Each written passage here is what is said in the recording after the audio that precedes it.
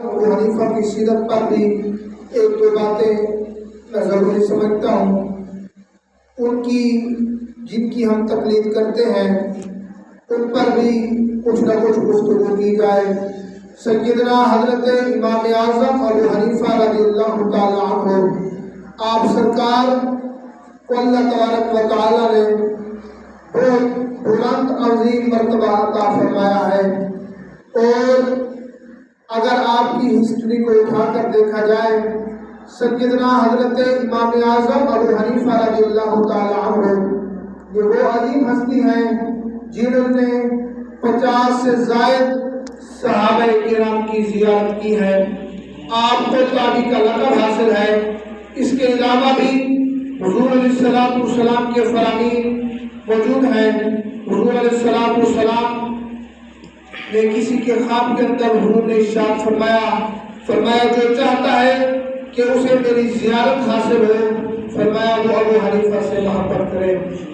اور آپ کی ہسٹری کے اندر دیکھا جائے، اللہ تبارک و تعالیٰ نے آپ کو یہ اعزاز عطا فرمایا ہے کہ جہاں چلے جائیں ان کے طول و عرض میں 80% سے زائد آپ کو طبقہ ایسا ملے گا جو فقہ حنفیہ کا پیروکار ہوگا، جو امام اعظم ابو حنیفہ رضی اللہ تعالیٰ عنہ کی فقہ پر عمل کرنے والا ہوگا۔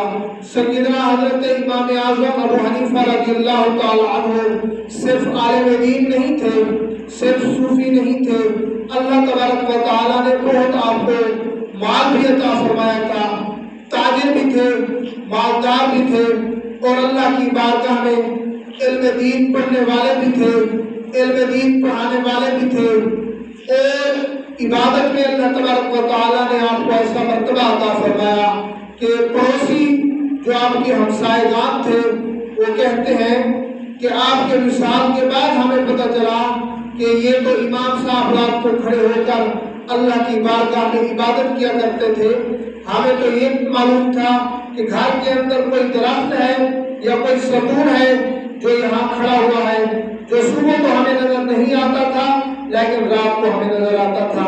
حضرت سیدنا امام اعظم ابو حنیفہ رضی اللہ تعالیٰ عنہ، آپ سرکار ایک رات کے اندر نوافل کے اندر 15 سپارے قرآن مجید کی تلاوت فرمایا کرتے تھے۔ یہ حضرت سیدنا امام اعظم ابو حنیفہ رضی اللہ تعالیٰ عنہ ساری رات اللہ کی عبادت کرتے۔ اور ایک روایت یہ بھی پڑی ہے کہ سیدنا حضرت امام اعظم ابو حنیفہ رضی اللہ تعالیٰ عنہ ایک رات کے اندر ایک ختم قرآن مجید فرمایا کرتے تھے۔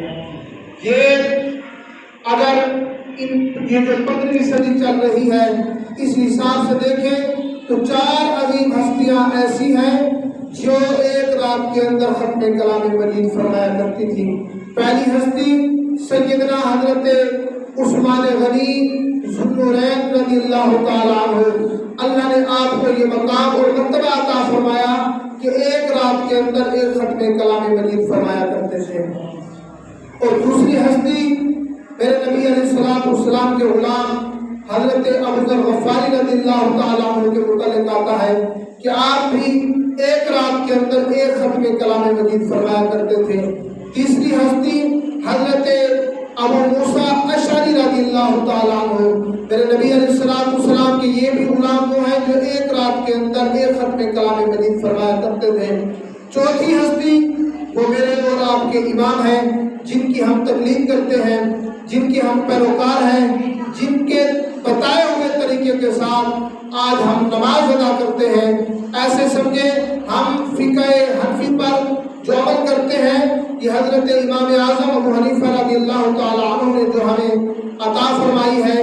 حضرت امام اعظم ابو حنیفہ رضی اللہ تعالیٰ عنہ کے شاگردوں میں امام ابو یوسف، امام مالک، بڑے بڑے امام آپ کے شاگردوں میں شامل ہیں۔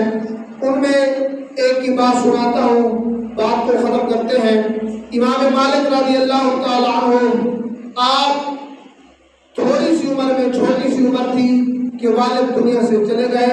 حضرت امام مالک رضی اللہ تعالیٰ عنہ کو والدہ نے گھر سے لیا، ایک دکان پر لے کر گئے दुकान वाले से कहा, अरे दुकानदार, मेरे इस बेटे को काम सिखा दो ताकि कुछ अरसे तक मेरा बेटा भी घर का काम काज, घर की जरूरियात पूरी कर सके। और जब हजरत इमाम मालिक को उस दुकानदार के पास लेकर गए, दुकानदार ने कहा, अम्मा जी, आपके बेटे को काम सीखने के साथ साथ 2 दिरहम भी दिया करूंगा। जब आपका बेटा इस काम से फारिग हो जाएगा, यानी सीख जाएगा, तो फिर इसकी तनख्वाह बढ़ा दूंगा। तो हजरत इमाम मालिक रज़ियल्लाहु ताला अन्हु कुछ अर्से तो उस काम के लिए जाते रहे, लेकिन रास्ते में मदरसा आया करता था, जिस मदरसे के पढ़ाने वाले और जिस मदरसे के चलाने वाले सैयदना हजरत इमाम आजम अबू हनीफा थे। अब हजरत इमाम मालिक रोजाना इस मदरसे से गुजरते हैं, देखते हैं बच्चे पढ़ रहे हैं, उस्ताद पढ़ा रहे हैं। एक दिन दिल में ख्याल आया, आज थोड़ा सा वक्त निकाल कर इस मदरसे में जाता हूँ और देखता हूँ इसमें क्या तालीम और तरबियत होती है। तो हजरत इमाम मालिक रज़ियल्लाहु ताला अन्हु थोड़े से वक्त के लिए मदरसे में आए, लेकिन इस थोड़े से वक्त को पता ही ना चला, वक्त सारा का सारा गुजर गया। इमाम मालिक इमाम आजम की शगिर्दों में बैठ गए, देख रहे हैं, सीख रहे हैं। जब 1 माह पूरा हुआ तो माँ ने कहा, बेटा चल आज तेरे उस्ताद के पास चलती हूँ, पैसे तो ले आओ ताकि तेरे घर के जरूरियात पूरी कर सकूं। तो आगे से बेटे ने कहा, अम्मा जी, मैं उस्ताद के पास जाता हुआ होगा तो आपको पैसे मिलेंगे, मैं जाता ही नहीं हूँ, आपको पैसे कहाँ से मिलेंगे। अम्मा हैरान हुई। अम्मा ने कहा, फिर तू कहाँ जाता है? मैं तो तुझे उस्ताद के पास काम सिखाने के लिए भेज के आई थी। तो कहा, मैं उस उस्ताद के पास नहीं जाता जिसके पास दुनिया सिखाई जाती है, मैं उस उस्ताद के पास जाता हूँ जिसके पास मोहम्मद अरबी की गुलामी सिखाई जाती है। मैं दुनिया सीखने के लिए नहीं जाता, मैं दीन सीखने के लिए जाता हूँ। और ये कुदरती अल्लाह का निजाम है। मेरे आका अलैहिस्सलाम का फरमान भी है, हुजूर ने फरमाया, दीन गरीबों से शुरू हुआ है और दीन गरीबों पर भी मुकम्मल होगा। और देखने में भी इसी तरह आया है कि कुरान मजीद की तालीम हासिल करने वाले वो गरीब के बच्चे होते हैं, मुसल्ला इमामत पे खड़े होने वाले वो गरीबों के बच्चे होते हैं, दीन इस्लाम को पढ़ाने वाले वो गरीबों के बच्चे होते हैं। बड़ों के बच्चे वो तो कहते हैं हम डॉक्टर बनाएंगे, कोई कहता है हम वकील बनाएंगे, कोई कहता है हम प्रोफेसर बनाएंगे, मुख्तलिफ सोचें होती हैं। कोई ये नहीं कहता कि मोहम्मद अरबी का गुलाम बनाएंगे। लेकिन गरीब के बच्चे को इज़ार है कि दीन गरीब से ही शुरू हुआ है, दीन गरीब पर ही खत्म होगा। मेरे आका अलैहिस्सलाम ने फरमाया है, अब इमाम मालिक गरीब घराने के थे, तो अब जब माँ ने ये सुना तो माँ ने कहा, चल मैं तेरे उस्ताद का पता करती हूँ। वालिदा ने क्या कहा, चल तेरे उस्ताद का पता करती हूँ, मेरे घर का निजाम तो तेरे जरिए से चल रहा था, अब तू उसके पास तो जाता नहीं, पैसे कहाँ से आएंगे, घर का निजाम कहाँ से चलेगा। इमाम मालिक अपनी वालिदा का हाथ पकड़कर वालिदा के साथ हैं। जब इमाम आजम अबू हनीफा के मदरसे में आए तो वालिदा बड़े गुस्से में थी, तो वालिदा ने बहुत तो सुनाया। सुनाने के बाद जब गुस्सा थोड़ा कम हुआ तो हजरत इमाम आजम अबू हनीफा रज़ियल्लाहु ताला अन्हु ने वालिदा से कहा, अम्मा जी, गुस्सा कम हुआ है? तो कहा, गुस्सा कम हो गया है। तो आपने फरमाया, अम्मा ये बताओ, आपके घर का जो राशन आता है, खर्चा है, वो कितने दिरहम है? आपके घर का खर्चा कितना है? तो मैं कहती है, मेरे घर का खर्चा तो 2 दिरहम आ रहा था और उससे निजाम चला रही थी। मैंने इमाम साहब को कहा, मेरे घर का खर्चा 40 दिरहम है। कितना? कितने आ रहे थे? 2 दिरहम। लेकिन क्या कहा? 40 दिरहम। तो इमाम साहब ने कहा, अम्मा जी, अपने घर वापस चले जाए, पहले से पहले आपके घर 40 दिरहम पहुंच जाए। पहले उस्ताद बच्चों को तरबियत इस तरफ लेकर जाते थे, लेकिन उनके कारोबार निजाम हुआ करते थे। आज तो हमारे निजाम भी कुछ गैर किस्म के हैं। तो हजरत इमाम आजम अबू हनीफा रज़ियल्लाहु ताला अन्हु, आप सरकार इमाम मालिक के घर तो 5 दिन नहीं, 4 दिन नहीं, 1 साल नहीं, 2 साल नहीं, 3 साल नहीं, बल्कि 20 साल 40 दिरहम पहुंचाते रहे। कितने साल? कितने साल? آج تو کوئی مسجد کے لیے 10 روپے دے دے، امام صاحب کی خدمت کوئی 200 کر دے، سال 5 1 سال 5 مہینے 2 مہینے، جب کوئی کسی غریب کے ساتھ تعاون کر دے تو کہتا ہے میرا تجھ پہ احسان نہیں ہے۔ امام مالک نے 20 سال بچے کو پڑھایا بھی ہے، دین کی تربیت بھی دی ہے، صرف خالی دین نہیں پڑھایا، دین دل میں بھی بٹھایا ہے، محمد عربی کی غلامی بھی دی ہے۔ تو جب سارا کچھ پڑھا کے پیسے بھی دے کے فرمایا بیٹے جا محمد عربی کی فقیری جا۔ آج ہم اکتا جاتے ہیں میرا تجھ پہ بڑا احسان ہے، یاد رکھنا جو کسی کے ساتھ کوئی نیکی کرے پھر اسے اس پر احسان جتلائے، میرے نبی علیہ السلام نے فرمایا وہ جہنم کا ایندھن ہے۔ ہم نیکی کر کے نیکی کو ختم کر دیتے ہیں۔ یہ امام مالک، امام اعظم ابو حنیفہ آپ کا طریقہ تھا۔ اور طریقہ کیا تھا؟ راستے سے گزر رہے ہیں، چوک کی جگہ ہے، آپ راستے سے گزرے، گلی میں کیچڑ تھا تو کیچڑ میں پاؤں لگا، اب وہ کیچڑ جو ہے ساتھ والے مکان کو جا کے لگا۔ اب یہ دیکھنے میں کوئی بڑا مسئلہ نہیں ہے، انسان راستے میں گزرتا ہے پاؤں کو بھی کیچڑ لگ جاتا ہے، کیچڑ اٹھ کر وہ کسی اور جگہ بھی لگ سکتا ہے، کوئی بڑا مسئلہ نہیں ہے۔ امام صاحب گزرے، کیچڑ پاؤں کو لگا، پاؤں کو لگ کر ساتھ مکان تھا اس کو لگ گیا۔ امام صاحب اپنے شاگردوں سے پوچھنے لگے یہ مکان، یہ گھر کس کا ہے؟ تو انہوں نے کہا یہ گھر ایک مجوسی کا ہے۔ تو آپ نے فرمایا اس مجوسی کو میرے پاس بلاؤ۔ کیا فرمایا؟ اس مجوسی کو میرے پاس بلاؤ۔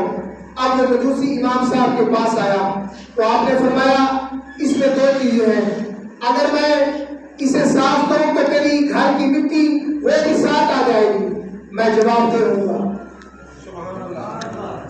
کمال امام نہیں ہے، ہم جن کے پیروکار ہیں ان کا عقیدہ اور نظریہ دیکھیں۔ آج ہم سب کچھ ہڑپ کر کے لوگوں کا، اپنوں کا، پرائوں کا، چھوٹوں کا، بڑوں کا، بہنوں کا، بھائیوں کا، پھر بھی ہمیں پرواہ نہیں۔ جن کی ہم تقلید کر رہے ہیں ان کا نظریہ تو دیکھو۔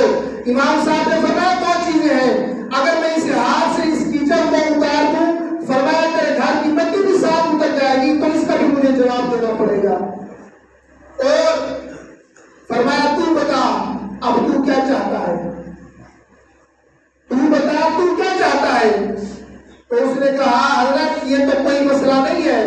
آپ نے فرمایا یہ بہت بڑا مسئلہ ہے، میں نے اس کا قیامت کے دن مجھ سے جواب دینا ہوگا، میں جواب دینا ہوگا۔ تو اس نے کہا حضرت یہ بات میں دیکھیں گے، پہلے جس نبی کا کلمہ تم پڑھتے ہو اس کا کلمہ ہمیں بھی پڑھاؤ۔ آج ہمارے جو ہے اخلاقیات کو کیا ہو گیا ہے، دیکھنے والا تو کہتا ہے بھی ہم جو ہے وہ ٹھیک ہے، ہمیں ایسی غلامی قبول نہیں۔ آج ہم سے ہمارا بھائی ناراض ہے، لیکن ہم جن امام کی پیروی کرتے ہیں، امام صاحب کی ایک اور بات، امام صاحب اپنے پاؤں میں لکڑی کا جوتا پہنا کرتے تھے۔ کس چیز کا؟ لکڑی کا جوتا پہنا کرتے تھے۔ امام صاحب گزرتے ہوئے جلدی میں تھے، کوئی بچہ کھڑا تھا، اس کے پاؤں پر آپ کا پاؤں آ گیا۔ امام صاحب کا جب پاؤں اس بچے کے پاؤں پر گیا تو اس نے کہا اللہ سے ڈرو۔ امام صاحب کو کیا کہہ رہا ہے بچہ؟ اللہ سے ڈرو۔ امام صاحب نے جب یہ جملہ سنا تو آپ وہیں گرے بے ہوش ہو گئے۔ یہ کیسے ہو سکتا ہے؟ یہ ایسے ہو سکتا ہے جب دل میں خوف خدا ہو، جب دل میں احساس ہو، جب احساس ہی نہ ہو، ہمدردی ہی نہ ہو، اللہ کا ڈر ہی نہ ہو، تو پھر نہ خوف خدا، نہ شرم نبی، یہ بھی نہیں وہ بھی نہیں، پھر کچھ نہیں ہوتا۔ پھر خالی باتیں ہم بھی سنا کر چلے جاتے ہیں، آپ بھی سن کر چلے جاتے ہیں۔ پھر ایسے ہوتا ہے کہ جن آدمی اٹھی تو کپڑے چھٹے گئے، پھر ایسی باتیں ہوتی ہیں۔ امام صاحب جب گزرے تو پاؤں بچے کے پاؤں پر آیا تو بچے نے کہا بھی اللہ سے ڈرو۔ گرے بے ہوش ہو گئے، کئی دن بے ہوش رہے۔ فاقہ ہونے کے بعد لوگوں نے کہا حضرت خیر ہے تھی، کیا وجہ بنی؟ تو آپ نے فرمایا اس بچے نے مجھے کہا آپ اللہ سے نہیں ڈرتے۔ تو انہوں نے کہا حضرت یہ تو ایسے ہی بچے کی زبان سے نکل گیا۔ فرمایا ایسے نہیں نکل گیا، بچے کا کہنے کا مطلب یہ تھا امام صاحب بڑے ہو کے اللہ سے نہیں ڈرتے۔ آج ہماری زندگیاں گزر گئی ہر معاشرے میں۔ آج یہاں پر امام ہے، مولوی ہے، وہ کہتا معیشت کے حوالے سے تھوڑی سی بات بھی میں کر دوں.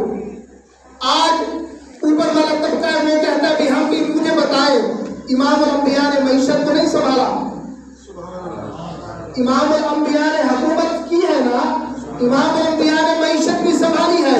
آج کہتے ہیں ہم معیشت کو زبردست درست کرنے والے ہیں. میں نے کہا مجھے یہ بتاؤ جو معیشت کو سدھارنے والا ہوتا ہے وہ عوام کا خیر خواہ ہوتا ہے. وہ کہتا ہے ہم اجڑ جائیں پر ہماری رعایا کبھی نہ بگڑ جائے, ہماری رعایا کبھی نہ گمراہ ہو, ہماری رعایا کبھی نہ تنگ ہو. آج وکلا ہے تو وہ بھی عوام کو لوٹنے کے چکر میں ہے. آج ڈاکٹر ہے تو وہ کہتے ہیں ہمارے اندر ہمدردی ہے. ڈاکٹر کے پاس انسان جائے تو وہ کہتا ہے پہلے میری 1000 فیس ہے وہ دو گے تو تیرا کام ہوگا, تیری دوائی چلے گی. اور سنو تو کہتے ہیں ہم اپنے بچوں کو انسانوں کی خدمت کے لیے لگا رہے ہیں.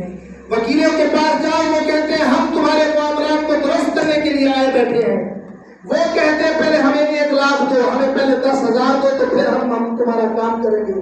یہی ہمدردی ہے ہر معاملات میں. تاجر کہتے ہیں ہم انسان کے خیر خواہ ہیں, لیکن وہ تاجر اس تاجر کو کیا کرنا جو آگ کو جو ہے میرے نبی نے فرمایا ہم تم ذخیرہ توڑی کر کے رکھتے ہیں, ہمیں جو چیز مل جائے مہنگی ہوگی تو ہم بیچیں گے. غریب لائن میں لگ کر مر رہا ہے, ہمارے اندر یہی ہمدردی ہے. ہم کہتے ہیں ہم انسان کے خیر خواہ ہیں. جب بھائی کا خیر خواہ نہیں ہے تو کوئی کسی کا خیر خواہ کیسے بن سکتا ہے؟ خیر خواہ کوئی کسی کا بن سکتا ہے تو وہ بن سکتا ہے جو محمد عربی کا غلام ہوگا, جو امام اعظم کے نقش قدم پر چلنے والا ہوگا. امام اعظم ابو حنیفہ رضی اللہ تعالیٰ عنہ, آپ سرکار کپڑے کا کاروبار تھا, بہت بڑے تاجر تھے. امام صاحب نماز کے لیے گئے, پیچھے ملازم کھڑا تھا. ملازم کو کہا فلاں کپڑا جو ہے نا اس میں تھوڑی سی ملاوٹ ہے, اگر کوئی خریدے تو اسے کہنا بھائی اس میں کے اندر ملاوٹ ہے اور یہ کپڑا اتنے پیسوں کا ہے. آج ہم دکانوں پہ جائیں گا تو آگے سے کہتے ہیں نہیں یار ہمیں اتنے میں ملا ہے, ہم آپ کو اتنے میں, اللہ کی قسم ہم آپ کو اتنے میں دے رہے ہیں. جھوٹ بھی بول رہے ہوتے ہیں, سودے کے اندر ملاوٹ بھی کر رہے ہوتے ہیں اور مال کو حرام بھی کر رہے ہوتے ہیں, قسم بھی اٹھا رہے ہوتے ہیں. امام صاحب نے کہا بیٹا پہلے تو بیچنا نہیں, اگر کوئی خریدے تو اسے یہ 2 چیزیں بتا دینی ہے, رقم اتنی ہے اور مال کے اندر ملاوٹ ہے. امام صاحب جب واپس آئے نماز پڑھ کے, آپ نے فرمایا بیٹا وہ کپڑا نظر نہیں آ رہا. تو آگے سے ملازم نے کہا حضور میرے ذہن میں نہیں رہا, میں نے وہ کپڑا بیچ دیا اور بتایا بھی نہیں. ہمارے بزرگوں نے لکھا ہے 1 لاکھ درہم سے زائد آپ کے خزانے کے اندر پیسہ رقم موجود تھی. آپ نے فرمایا جاؤ اٹھا کر غریب یتیموں میں تقسیم کر دو, ہم اس کے اہل نہیں ہیں. صرف 1 کپڑے کے اندر ملاوٹ ہوئی اور وہ پیسے آپ کے خزانے میں آئے. فرمایا ہم ایسا پیسہ نہیں رکھنے کے روادار جس کے اندر حرام کی آمیزش ہو. آج ہم اپنے بچوں کو بھی حرام کھلا رہے ہیں, آج حرام کی مالداری سارا کچھ اکٹھا کر رہے ہیں, پھر اپنے بچوں کو کھلاتے ہیں, پھر کہتے ہیں ہمارے بچے ہمارے فرما بردار نہیں. بچے کب فرما بردار بنیں گے؟ یہ آج جو میں نے باتیں آپ سے کی ہیں, امام صاحب جن کے ہم مقلد ہیں, یہاں پر ایک اور بات عرض کرتا چلوں, مسئلہ بھی ہے یہ. امام اعظم ابو حنیفہ کے جو مقلد ہیں, جو پیروکار ہیں, وہ ہم ہیں فقہ حنفی. امام صاحب فرماتے ہیں جب امام سورۃ فاتحہ پڑھ لے تو مقتدی امام جو مقتدی ہے امام کے پیچھے کھڑا ہے وہ آمین کس طریقے سے کہے؟ جب ولدالین امام کہتا ہے تو سارے کہے آمین بلند آواز سے بولے تو صحیح. یہ مسئلہ ہے. سبحان اللہ. امام صاحب فرماتے ہیں آہستہ آواز سے اپنے دل میں کہیں آمین, اپنے دل میں کہیں آمین. لیکن ہم پتہ نہیں کہتے ہیں حنفی ہیں, طریقہ اور ہوتا ہے ہمارے اندر. امام کہتا ہے ولدالین, پیچھے سے سارے پوری صف میں آواز آتی ہے آمین. یہ مسئلہ ذہن میں رکھو. فقہ حنفی کے جو پیروکار ہیں ان کے نزدیک آمین بالسر ہے, آمین بالجہر نہیں ہے. کوشش کریں جن کی ہم تقلید کرتے ہیں ان کے طریقے پر اپنی زندگی کو گزاریں. ان کا اٹھنا بیٹھنا, اتنا مال ہونے کے بعد آج لوگوں کے پاس کوئی 1 لاکھ 2 لاکھ تھوڑا سا پیسہ بھی آ جائے نا, وہ اپنے قریبیوں کو, اپنے رشتہ داروں کو حقیر سمجھتے ہیں, کمتر سمجھتے ہیں, کہتے ہیں ہم ہی پڑھے, ہم جیسا کون ہو سکتا ہے, اپنے اوقات بھول جاتے ہیں. امام صاحب کے پاس اتنا پیسہ ہونے کے باوجود, اتنا بڑا کاروبار ہونے کے باوجود آپ خدا کو نہیں بھولے, وہ لوگوں کو کیسے بھول سکتے ہیں؟ اللہ ہم سب کو حضور کی غلامی نصیب فرمائے. مجھے حکم یہی ہوا ہے کہ ماربل کا کام ابھی شروع ہے, مینار کا کام بھی شروع ہو رہا ہے. امام اعظم ابو حنیفہ رضی اللہ تعالیٰ عنہ, آپ کے پاس ایک سائل آیا, اس نے کہا حضور اللہ کے نام پہ, اللہ کے نام پہ اگر ہمارے ہاتھوں میں جیبوں کے اندر ہاتھ چلے جائے نا, آسان پہلے دے دیں ڈال ہے یہ پجھال ہے یا جیتا نمبر نہ ہو سو وجہ سو مولی کوئی میں نے مشرہ لے کہہ رہے سو بابا مولی کوئی میں نے تو مشرہ لے کتا کہ میں نے اللہ کے نام پر وہ جو کہیں قبول نہ ہو. امام صاحب نے خزانے میں ہاتھ مارا, نکال کے سارے کا سارا دے دیا, فرمایا یہ لو. تو مسجد کا کام شروع ہے, شہزاد بھائی آپ آ جائیں, حسب توفیق زیادہ سے زیادہ کوشش کریں. اللہ پاک ہمیں فکر آخرت نصیب فرمائے, اللہ پاک ہم سب کو حضور کی غلامی نصیب فرمائے. ماشاءاللہ حاج صاحب 1000 روپیہ دے رہے ہیں, 1000 روپیہ 1500 2000 جس سے جتنا ہو سکے. پہلے تو کوشش کریں مجھے بھی زیارت کرواتے جائیں تاکہ آپ کے ہاتھوں سے ہم بھی ہاتھ ملا سکیں. جتنا ہو سکے آتے جائیں اور حصہ ملاتے جائیں. کوئی بندہ یوں سے بنا ہے بابا جی حصہ نہ ملا دے. تاجدار ختم نبوت, تاجدار ختم نبوت, تاجدار ختم نبوت. امام اعظم ابو حنیفہ ایک رات میں 2 رکعت نفل پڑھتے تھے, نفل میں 15 سپارے قرآن مجید کی تلاوت فرمایا کرتے تھے.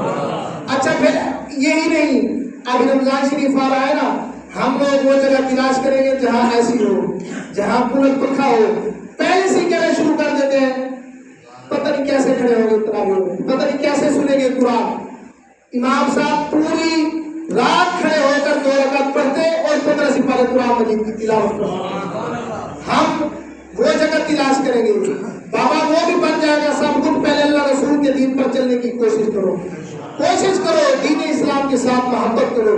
تاجدار ختم نبوت, تاجدار ختم نبوت, تاجدار ختم نبوت, تاجدار ختم نبوت. واہ کیا جود و کرم ہے شہ بتہا تیرا, نہیں سنتا ہی نہیں مانگنے والا تیرا. تیرے در کا دربار ہے جبریل اعظم, تیرا مدح خواہ ہر نبی و ولی ہے بےتاب جس کے لیے عرش اعظم. یہ اس رہروے لامکاں کی گلی ہے, نہ کیوں کر کہوں یا حبیبی اوسنی, اسی سے میری ہر مصیبت ٹلی ہے. صبا ہے سرے کوئے دشت طیبہ, اسی سے کلی میرے دل کی کھلی ہے. تیرے چاروں ہمدم ہے یک جان و یک دل, ابو بکر و فاروق و عثمان علی ہے. اور ایک بات سہنشی فرمائے, جب خطبہ ہو رہا ہو, جب خطبہ ہو رہا ہو, خطبے کو سننا لازمی ہے. آ کر بیٹھ جائے, جہاں جگہ مل جائے وہیں بیٹھ جائے. اور کئی لوگ آ کر نماز شروع کر دیتے ہیں, بعد میں پہلے بھی تو آ سکتے ہیں, اب بعد میں پڑھ لیں. خطبہ سننا لازمی ہے. تو آپ کہتے ہیں کہ ہم بڑے حاجی بن رہے ہیں, ہماری سنتیں چھوڑ جائے گی. بھائی حاجی تو کب ہے, تب پہلے پڑھے. پہلے نہیں پڑھتے, جب خطبہ ہو رہا ہے تو پھر کندھے کندھے سے اوپر چل کر آتے ہیں. کمال کی بات ہے. یہ جو بیٹھا ہے مسجد کے اندر, جس کی جو جگہ ہے, جہاں بیٹھ گیا ہے, ملک آ گیا ہے, سیٹھ آ گیا ہے, چودھری آ گیا ہے, مسجد کا ناظم آ گیا ہے, مسجد کا محترم آ گیا ہے, جو جس جگہ بیٹھا ہے اس جگہ سے اٹھنا اس کے لیے جائز نہیں ہے. یہ میرے نبی نے ہمیں دین یہ عطا فرمایا ہے, جو جہاں بیٹھا ہے مسجد کے اندر وہیں بیٹھا رہے. کسی کو جگہ دینے کے لیے کوئی امام صاحب آؤں گے نا, امام کو جگہ دینے واسطے کوئی تیار نہیں ہوگے. اگر کوئی چودھری آؤں گے, آگے سے چودھری صاحب آگے جگہ دو, صحیح کچھ جگہ دو. امام صاحب آگے بھاگے پیچھے مانگے, یہ جب پیچھے نماز پڑھتے ہیں وہ پیچھے بیٹھ رہے ہیں, چودھری صاحب کا آگے بھاگے. واہ امام, اللہ پاک تو ہمیں حدود غلامی نصیب فرماوے. یہ محمد سے وفات نے تو ہم تیرے ہیں. یہ جہاں کی کیا لو ہے بلند حسن ہمت رکھے ہوئے.